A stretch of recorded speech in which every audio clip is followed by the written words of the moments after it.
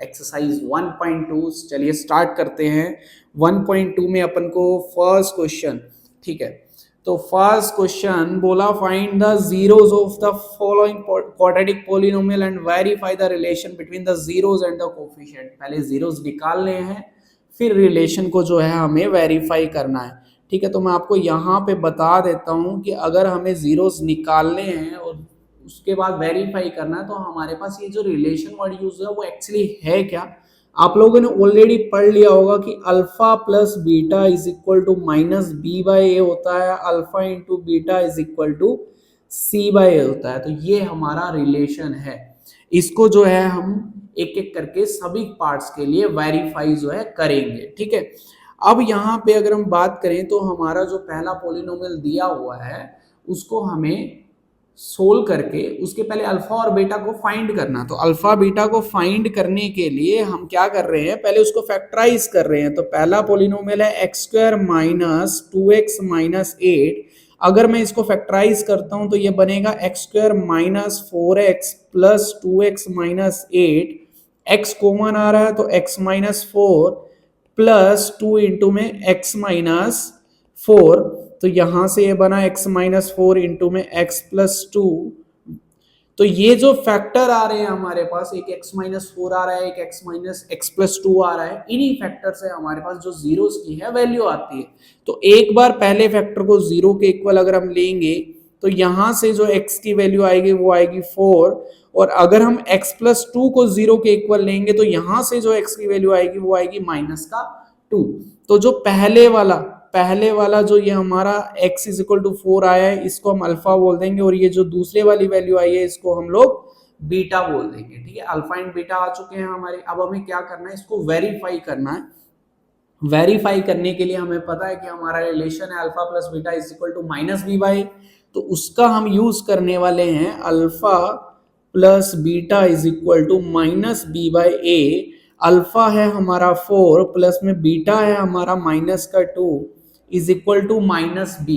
B की value जो है वो अगेन हमारी माइनस 2 है। आप पोलिनोमियल को देखेंगे तो एक्स का कोफिशिएंट कितना आ रहा है, माइनस 2 आ रहा है, अपॉन ए की जो वैल्यू है वो है 1। तो 4 plus minus 2 which is 2, minus और माइनस 2, तो यहाँ पे हमारे पास रिजल्ट क्या आ रहा है, 2 इज इक्वल टू 2। तो ये पहला हमारा वेरीफाई हो गया है। फिर उसके बाद alpha into beta is equal to करेंगे तो वो आएगा सी बाई ए। अल्फा की वैल्यू 4 है, बीटा की वैल्यू माइनस 2 है, सी की वैल्यू माइनस 8 है, ए की वैल्यू 1 है। ये हमारा सी है, इसके साथ कुछ नहीं है तो 1 है, तो ए हमारा 1 है, ठीक है। आई होप आपको एबीसी 9th ग्रेड से निकालना आता है अच्छे से। तो 4 into minus 2 is equal to minus 8 and it is also minus 8, hence verified, ठीक है। हमें बस यही जो रिलेशन है वो वेरीफाई करना था। बहुत ही इजी सा टास्क है हमारे लिए, है ना। यहाँ पे करना कुछ ज्यादा नहीं है, फैक्टराइजेशन करना है, मिडल टर्म स्प्लिटिंग करनी है। मिडल टर्म स्प्लिटिंग तो आप लोगों को बहुत अच्छे से आती है, ठीक है। यहाँ पे छोटे छोटे नंबर्स की मिडल टर्म स्प्लिटिंग है तो उसमें ज्यादा दिक्कत वैसे भी नहीं होती है हमें, ना। बड़े नंबर के मिडल टर्म स्प्लिटिंग के लिए मैं बहुत जल्दी एक बहुत बढ़िया वीडियो निकालने वाला हूँ, उसको आप देखना। आपकी बड़े नंबर की जितनी भी मिडल टर्म स्प्लिटिंग है वो एकदम अच्छे से कवर हो जाएगी, ठीक है। तो आई होप ये आपको क्लियर हो गया होगा अच्छे से ना। नेक्स्ट क्वेश्चन को करते हैं, फटाफट देखते हैं कैसे हम इसको कर सकते हैं नेक्स्ट क्वेश्चन को। तो नेक्स्ट क्वेश्चन में हमें गिवन है 4s square minus 4s plus 1। आप फटाफट इसका जो है फैक्टराइजेशन करके देखिए, पोस्ट करके वीडियो को। अगर नहीं आता है तो प्ले कीजिए और इसको फटाफट चेक कीजिए कि क्या बन रहे हैं इसके फैक्टर। तो 4s square minus 2s plus 1, ये हमने फैक्टराइज किया, मिडल टर्म को स्प्लिट कर लिया है। अब 2s कॉमन आएगा, बचेगा 2s माइनस 1, माइनस का 1 कॉमन आएगा, बचेगा 2s माइनस 1। तो इसके फैक्टर बन रहे हैं 2s माइनस 1 इंटू में 2s माइनस 1, दो फैक्टर आ गए हैं। अब हमें करना क्या है, दोनों फैक्टर को एक एक करके जीरो के इक्वल लेना है। तो पहले अगर मैं 2s माइनस 1 को जीरो के इक्वल लेता हूं तो यहां से s की जो वैल्यू आ रही है वो आ रही है 1/2। अगेन सेकंड फैक्टर सेम ही है, तो इसको भी जब हम जीरो के इक्वल लेंगे तो s की वैल्यू आएगी 1/2। तो let's say this is alpha and this is beta. तो हमारे पास अल्फा बीटा आ गए हैं। अल्फा बीटा आने के बाद अब हमें क्या करना है, वेरीफाई करना है रिलेशन को। तो let's start with the verification. Alpha plus beta is equal to minus B by A. Minus B by alpha और बीटा की वैल्यू पुट करनी है, बी और ए की वैल्यू को हमें पुट करना है। अल्फा कितना है, अल्फा है हमारा 1/2, तो 1/2 plus 1/2 is equal to minus B by A. B की वैल्यू एस के साथ जो लिखा हुआ है माइनस का 4, गलती नहीं करनी है यहाँ पे हमें, -4 मतलब -4 ही लेना है, प्लस का 4 नहीं रखना है अपने को। यहाँ पे ए की वैल्यू कितनी है, एस स्क्वायर के साथ नंबर 4 लिखा है, हाफ प्लस हाफ है ना। सिंपली सोचो, एलसीएम लेकर के सोल्व करने की वजह सीधा सोचो यार, रियल लाइफ सिनेरियो से आधा प्लस आधा 1, तो ये कितना हो गया, 1 हो गया। माइनस माइनस प्लस का 4 बाय में 4 से 4 कैंसिल, तो 1 इज इक्वल टू 1, एक पार्ट वेरीफाई हो गया। सेकेंड पार्ट होता है हमारा alpha into beta is equal to C by में ए। अल्फा की वैल्यू है हमारी 1/2, बीटा की वैल्यू भी 1/2, सी की वैल्यू है हमारी प्लस का 1, ए की वैल्यू 1/4, तो 1/4 is equal to 1/4, hence verified. तो ये भी वेरीफाई हो गया है। क्लियर हुआ आप लोगों को, है ना। बिल्कुल सिंपल सा स्टेप्स हैं इसमें, मिडल टर्म स्प्लिटिंग करनी है, एस की वैल्यू निकालनी है, उसके बाद यहाँ पे एस है मतलब कोई भी वेरिएबल हो सकता है, अल्फा बीटा निकाल करके उसको वेरीफाई करना है। ठीक है, बढ़ते हैं नेक्स्ट क्वेश्चन पे। नेक्स्ट क्वेश्चन में देखते हैं क्या दिया हुआ है। नेक्स्ट क्वेश्चन मतलब क्वेश्चन तो सेम ही है, हमारा थर्ड पार्ट जो है यहाँ पे गलती के चांसेस जो है बढ़ रहे हैं, इस बार ध्यान से देखना है ना इसको। इसमें गलती के चांसेस क्यों बढ़ रहे हैं थर्ड पार्ट में, ध्यान से देखो इसको।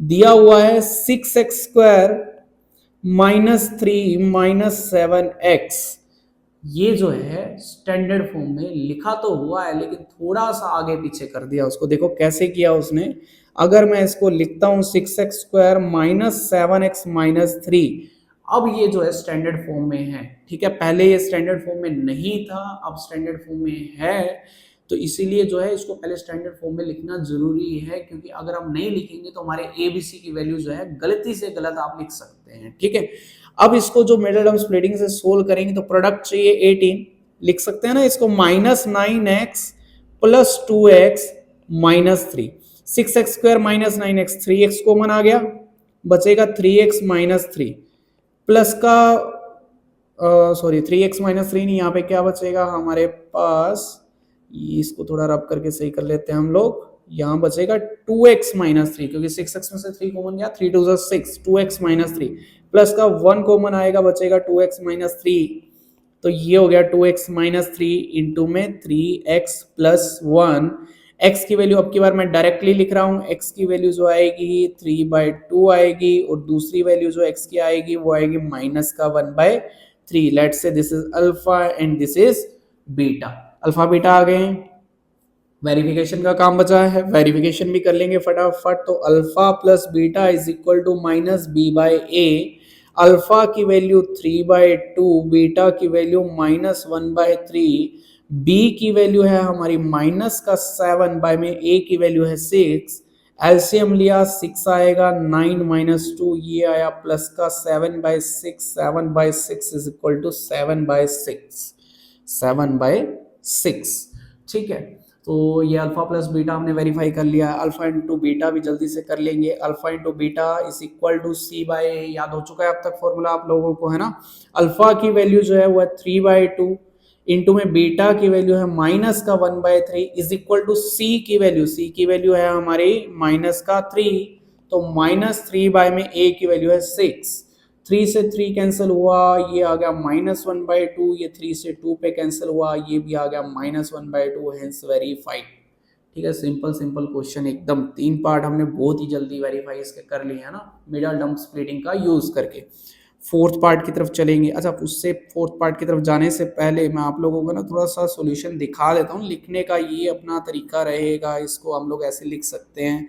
यहाँ पे अपन ने फटाफट इसको पहले क्या किया, मिडल टर्म स्प्लिटिंग से फैक्टराइज किया, उसके बाद इसके x की वैल्यू को निकाला। x की वैल्यू को निकालने के बाद हम लोग क्या कर रहे हैं, इसको वेरीफाई कर रहे हैं। तो सम ऑफ जीरोस को हमने वेरीफाई किया तो कितना आ गया 7/6 सम ऑफ जीरोस में आया। प्रोडक्ट ऑफ जीरोस में अगर हम बात करें तो प्रोडक्ट ऑफ जीरोस में भी हम लोग इसको सेम तरीके से वेरीफाई कर सकते हैं। कितना आ रहा है -1/2। ठीक है, तो ये अपना जो है लिखने का तरीका है, तो आप इस तरीके से लिख सकते हैं। बाकी थोड़ा वो आप अपने अपने वे में भी लिखेंगे तो कोई फर्क नहीं पड़ेगा उसको, है ना। बाकी के इसके बचे हुए पार्ट्स को भी अब हम सोल्व कर लेते हैं एक एक करके, है ना। बाकी के पार्ट्स करने के लिए पहले स्पेस क्रिएट कर लेते हैं थोड़ा सा। ठीक है, फिर उसके बाद सोल्व करेंगे। क्या दिया हुआ है नेक्स्ट पार्ट में, आप तब तक ट्राई कीजिए। सेकेंड इसका जो नेक्स्ट फोर्थ पार्ट है, फोर्थ पार्ट में अपने को क्या करना है, स्प्लिटिंग करनी है। स्प्लिटिंग करेंगे तो क्या आएगा, अच्छा स्प्लिटिंग नहीं हो पाएगी ना इसमें क्योंकि इसमें मिडल टर्म प्रेजेंट ही नहीं है।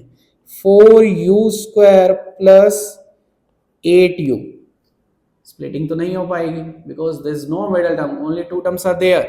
So what we will have to do, now we will have to use the grouping method, or by taking the common factors we can factorize it, right?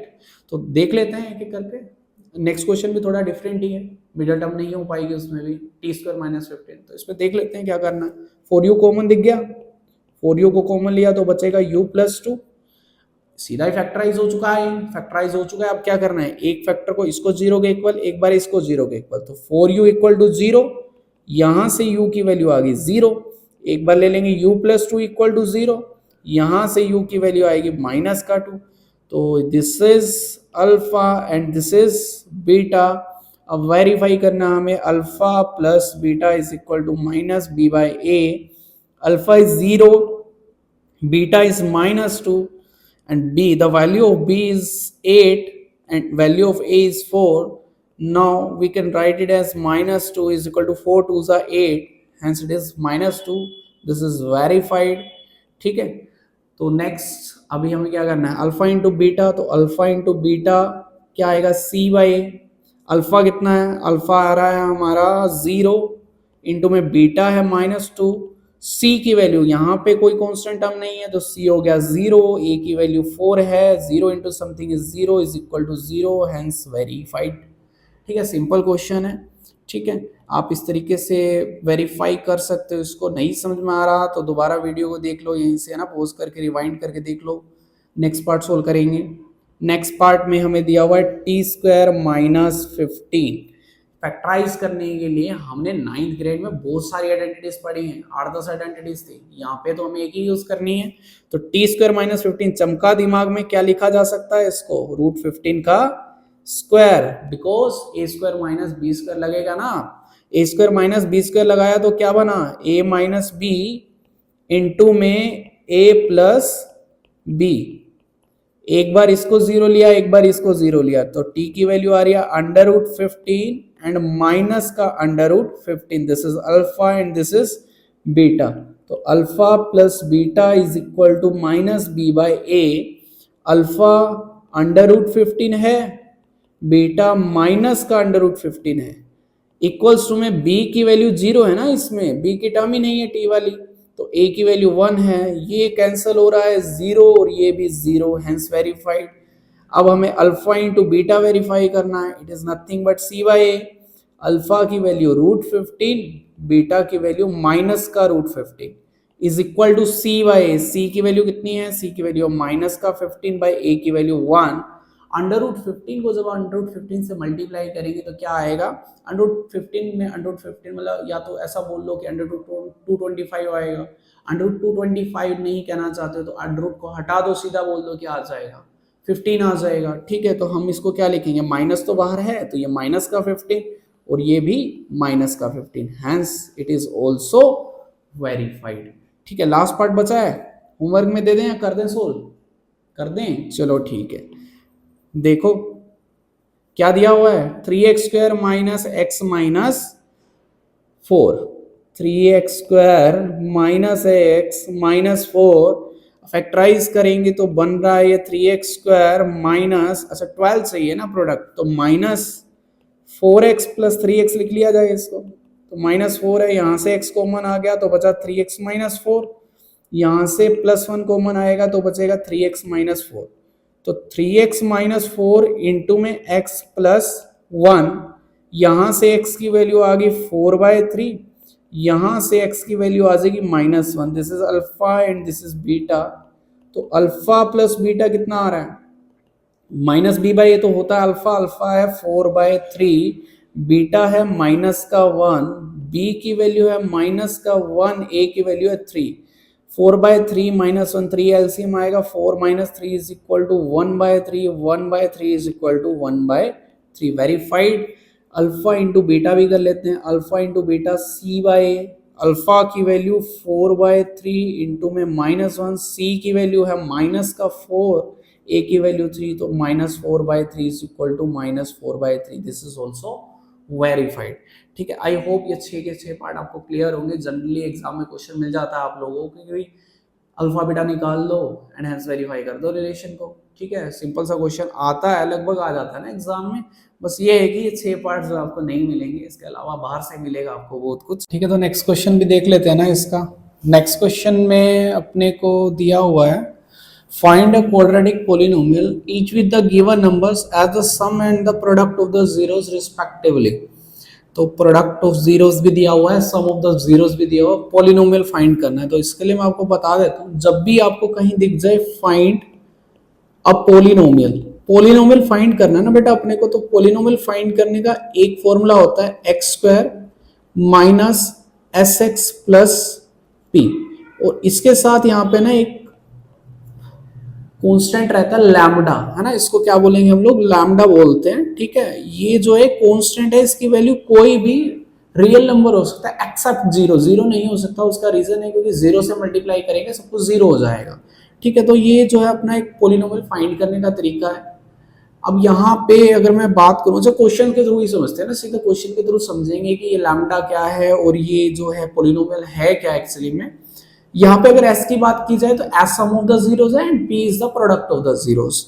तो यहाँ पे सम ऑफ द जीरो जो पहला वाला part है उसके अंदर वो अपने को दिया हुआ है s is equal to 1/4 and p is equal to -1।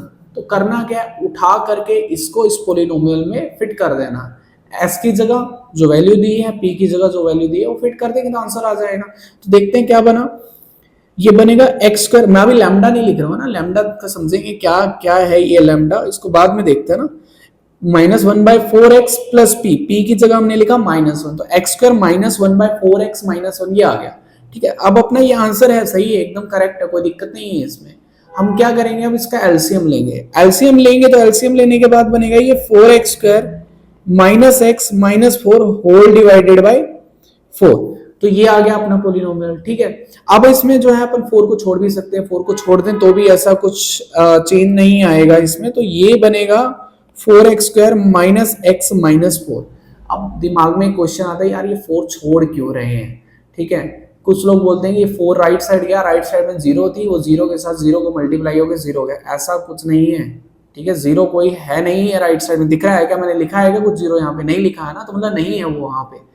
ठीक है, अब ये छोड़ क्यों रहे हैं हम, ये छोड़ रहे हैं एक्चुअली में लैम्डा की वजह से। लैम्डा मैंने आपको बोला कि लैम्डा क्या है, कांस्टेंट है, उसकी वैल्यू कुछ भी हो सकती है। जैसे यहाँ पे अगर मैं बात करूं, लेट्स से ये जो था हमारा, इसको ऐसा लिखा जा सकता है 1/4 इंटू में 4x स्क्वायर -x -4।